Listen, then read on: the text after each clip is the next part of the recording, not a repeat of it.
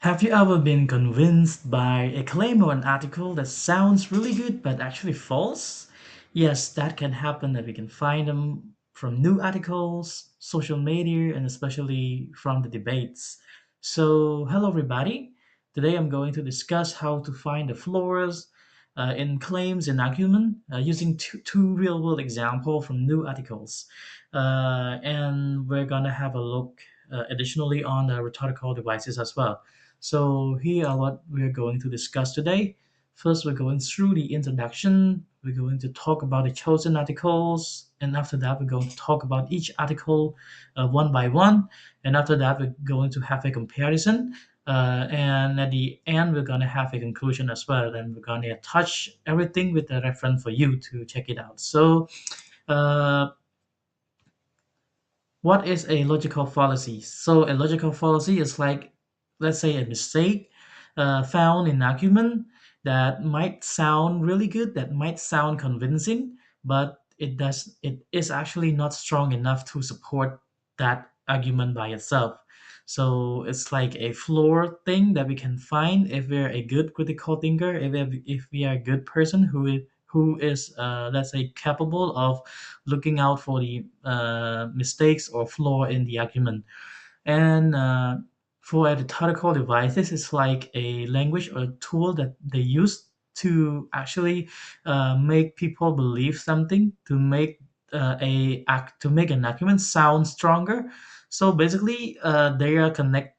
Though logical fallacy and rhetorical devices are different terms, are different things, but they are connected. They are related in, let's say, when we're looking at the arguments of or claims that made by other people, we're gonna look at the logical fallacy and rhetorical devices. What are they making their argument to be more sound, to be, let's say, more persuasive than it actually is. So I'm going to go through the description of the two articles that I'm going to talk about. So the first one is the an article from the conversation. So the topic of this article is about how teenagers really use AI as their companions. So basically, it more focuses on the positive side of using AI. So it's like it's like when children are using AI, they actually boost or they actually be innovative with their creativity and something like that. And on the other side, uh, an article from the BBC, which is about how parents are thinking how their children are using AI, but they actually don't. So this is going to focus on the caution. This is going to like let's say talk about the negative side of AI. What are things that parents should concern more when their children are using AI? So let's go to each article one by one, and we're gonna have a specific investigation for their flaws or mistake that we can find in their arguments. So the first article, which is the conversation, I found seven different flaws here, four logical devices and three rhetorical devices. So, but due to the time limit, I'm going to just pick three to discuss as well. So the first one is going to be the hasty generalization, one of the most common logical fallacy and one of the easiest one that we can spot, but it still depends on the type or the form of it. So for this one, I think they are using the sample size based one, which means that this is classic. They when they're doing their statistic, they are, let's say, having only a sample size, and they gather the result from that sample size, and then they take that to make a claim that support uh, the general argument about something. So here, if we take a look on the right hand side, so basically the left hand side is where I describe what I found, and the right hand side is uh, that what they actually stated from the article. So we systematically analyze over 2,000 posts by young people, something like that. So basically, if we can see something like this, it's going to be hasty generalization. So, uh, but statistically, I don't think this is a really bad approach to do. Because why? Because we cannot go through everything very specifically to make a claim about everything. So they cannot just go to all the teenagers. So what they can do is select a sample size. So this is a really decent and a really reasonable approach. But the thing is that at the end of the day, we are the one as a reader or as a listener. We are going to make the decision whether we're gonna believe this argument or not. So it's up to us to actually first take a look at is their sample size reasonable or something like that before we believe, or we're going further for other resources to support it as well before we make the consideration. Uh, Moving on to another flaw, another mistake, which is also a logical fallacy that I found in this article, which is about the appeal to authority. So it's a little bit critical here because let's say this looks really trustworthy because they're using the uh, Pew Research Center as their base evidence to support their claim uh, about how teenagers are seeking information, doing homework, and doing it for fun or something like that for the use of AI.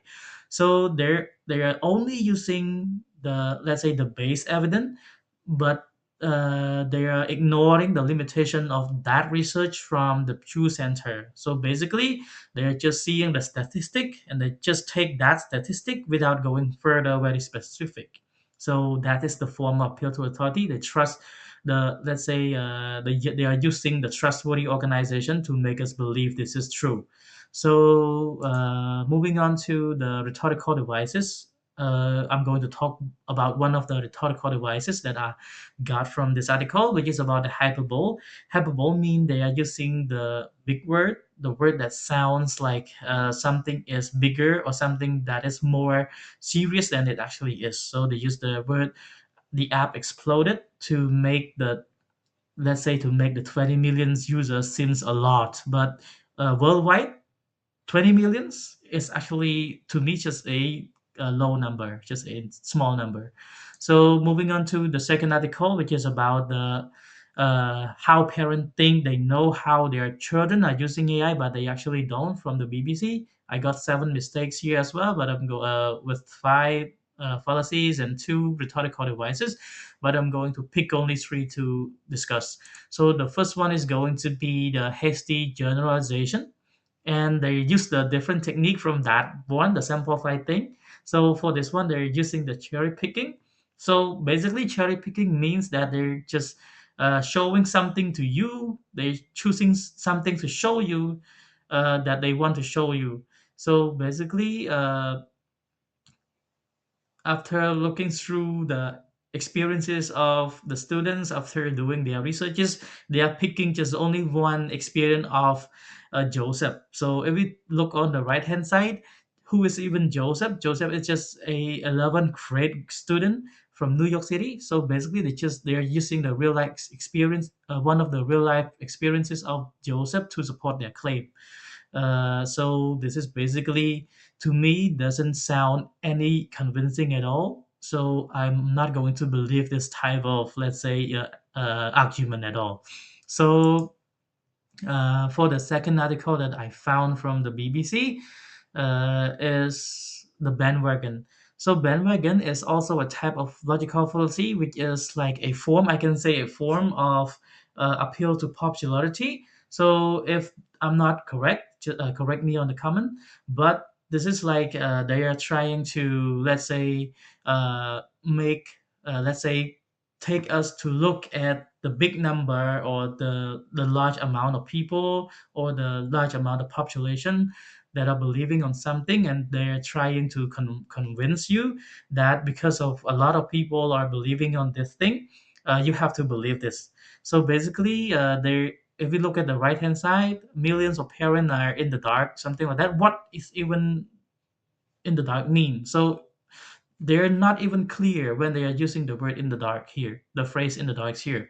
And they're using the word millions of parents to make you believe that this is a huge concern. So moving on to another article, moving on to another floor, which is a rhetorical device.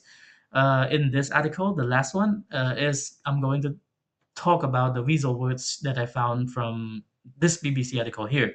So they use the word may include. So may is like a technique of visual words. So they don't want to take their responsibility and accountability of making a specific, exact, or let's say a claim that they have to be responsible for. So they just use the word may to reduce it. So basically, this is a good technique as well if we are not sure about something. But if as a listener, as a reader, we have to be critical in this part because we have to be realistic. We don't, or we're gonna let's say otherwise we're gonna be convinced by something stupid. So moving on to the comparison between the two articles, what they found here, what I found from their mistakes that I listed. The conversation basically they tend to use small sample size to make a big claim, and they use the expert source as the appeal to authority, something like that, to make us believe, and they use the dramatic word, for example, the wake word, like exploded, to make us believe on something that is more serious than it actually is. And the BBC Future, they are using just only one person story as the cherry picking technique that they use to actually show us something that they want to show us. And they use the big number, for example, like millions of people, to make it like, oh, a lot of people are believing this, so I'm going to believe this too. And they also use the wake word as well as may to make you feel like to make them have less responsibility in what they are saying. So overall, both articles make their claims sound stronger than the evidence that they have. So not every part they do they also have good parts there if you take a look further in their articles. But I'm just talking about the part that I found mistakes. Uh, and here comes to conclusion.